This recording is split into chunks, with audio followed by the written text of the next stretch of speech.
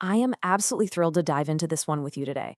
We're unpacking a modern story called The Sunrise Parable. And let me tell you, it completely flips the script on how we measure success, ambition, and this endless daily hustle we're all caught up in. It's going to challenge some of your deepest assumptions about what a well lived life actually looks like. But hey, right off the bat, before we even get into it, I gotta ask you a really fundamental question. If someone walked up to you right now and offered you just two choices, more money or more time, which one are you picking? Just think about that for a second, right? Most of us, we just instinctively answer based on whatever we feel we're lacking the most in the moment. Well, today we're exploring the story of a guy who made a completely unexpected choice. A choice that honestly made the people around him think he'd completely lost his mind. Okay, section 1, the strange habit, collecting sunrises in a rushed world. So picture this. You've got this fast-paced, hyper-materialistic city. Everyone's just rushing, rushing, rushing. It's loud, it's frantic, it's nonstop. We're talking promotions, luxury cars, massive houses, totally jam-packed schedules. You know the drill. It's this endless treadmill of more, more, more. But then, smack dab in the middle of all this chaos, there's this absolute anomaly of a man. His name is Nathan. And Nathan's version of success, it's just entirely different. It's quiet. It's still. It's about collecting sunrises, waking up at 5 a.m., and writing these simple one-sentence journal entries. It's just a totally different metric for a good life. And listen, that 5 a.m. wake-up call, that wasn't just a loose suggestion for Nathan, it was his absolute rock. Rain or shine, whether he was dead on his feet or totally energized, Nathan marched up a nearby hill at exactly 5 o'clock every single morning. And why? Well, because he firmly believed that every single sunrise was this bright, vivid reminder that life had literally just handed him another chance. And this right here just brilliantly captures his discipline, the number 1. Because after watching that sunrise, Nathan would pull out this little notebook and write exactly one sentence. Just one, nothing more. And, his neighbors would literally laugh at him. They thought it was this massive waste of time, telling him he should be out there, making more money. But Nathan, he'd just smile. Because his entries, they were profoundly simple. Things like, "Today I forgave myself." I mean, just feel the emotional weight of that for a second. His daily entries weren't these big, dramatic, earth-shattering declarations. Not at all. But they were so deeply, quietly transformative for his spirit. And over time, it's like a compounding interest of the soul. These entries built into something truly beautiful. He's noting birds singing before the city even wakes up. He's appreciating what quiet peace actually sounds like, smiling at a stranger. Over the decades, these single sentences filled up 10, then 20 notebooks. It fundamentally shifted his entire focus. He completely stopped chasing everything and started deeply appreciating something. Which brings us to section 2, the collision, when hustle meets peace.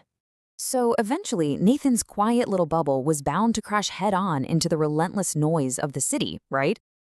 Enter Mason. Mason is basically the ultimate modern archetype. He's a severely burnt-out young executive who is absolutely drowning. Endless company demands, sleepless nights, and a phone that literally never stops ringing. And honestly, I bet a lot of you watching right now can feel the heavy weight of that exact kind of exhaustion. We've all been Mason at some point. So one random morning, Mason is stressed. He hasn't slept in weeks, and he accidentally bumps into Nathan up on that hill. He looks at him and asks, "Why are you up here every morning?"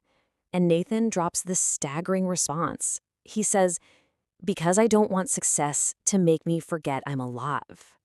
Man, those words just struck the exhausted executive like a lightning bolt. But here is the really crucial part. Nathan didn't just drop an inspirational quote and walk away. He actually gave Mason a framework, an actionable 7-day sunrise challenge. Step 1, no phone. Step 2, no emails. Step 3, just watch the sunrise. Basically, Nathan issued a challenge that completely stripped away every single one of Mason's digital safety nets. He forced him to just sit there and actually exist in the present. Mason almost said no way, but curiosity got the better of him. And over that next week, Mason went through this incredible internal shift. Day 1, totally uncomfortable. He was practically twitching for his screens. Day 2, it started to just feel quiet. But by day 4, things really changed. He was actually noticing the fresh air, the birdsong, the actual sound of silence, and this weird new feeling of hope. And by day 7, Mason smiled for absolutely no reason. It was his first genuine smile in months. He had profoundly reconnected with himself. Moving on to Section 3, the transformation, changing priorities, not ambition. Now, I want to pause and reassure you right here. Mason didn't just suddenly quit his corporate job, move off the grid into some cabin, and abandon all his ambitions. Not at all. Instead, he made a critical shift in how he managed his energy. He started implementing these new, actionable habits. He exercised daily. He intentionally carved out time for his family. He fiercely protected his time to rest. And he started working with significantly more focus, rather than just logging more mindless hours. This totally proves that protecting your inner peace actually translates into incredibly practical daily changes. It's how you build a better life. And here is the ultimate irony of the whole shebang. Mason's career actually improved. Why? Because having a clear mind makes you make significantly better decisions. Nathan's lesson was never about avoiding success. It was about avoiding a life where your success ends up costing you absolutely everything else. All right, Section 4, the ripple effect, a community of perspective. So, word about this quiet guy on the hill starts to spread through the city. And before long, people from all walks of life start joining Nathan at sunrise. We're talking teachers, doctors, students, cab drivers, business owners. And the really beautiful thing here, absolutely none of them climbed that hill for money, and none of them came for fame. They came for the exact same thing Mason needed. They came for perspective. Now, I want you to answer a question for yourself right now. What are you grateful for today? Just think of one thing, because this is the exact question Nathan's community used to close out every single morning up there on the hill. The answers were always wildly different depending on who was talking, but asking and answering that simple question, it made absolutely everyone walking back down that hill feel infinitely richer. Let's bring it home with Section 5, a lasting legacy, Sunrise Point. So flash forward many years. Nathan's grown older, and those tiny single-sentence notebooks of his, they now fill up an entire massive bookshelf.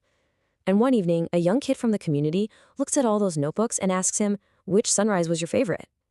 Nathan just smiles and simply says, the next one. The kid was a little confused, but Nathan explained. And this perfectly captures his beautiful, unwavering belief. As long as tomorrow arrives, you always have another chance to become a better person.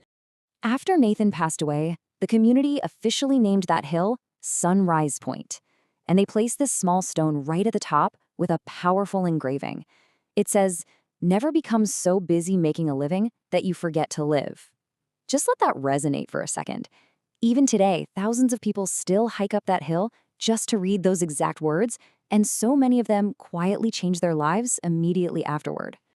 So what does this all mean for us? What are the core takeaways? We really have to redefine our metrics for an extraordinary life. Because life isn't just measured by what you earn in your bank account. The true measure is what you actually notice around you. It's who you become. It's who you help along the way. And it's your ability to appreciate those totally ordinary, quiet moments that string together to actually make up a life. I want to leave you with this final, provocative thought.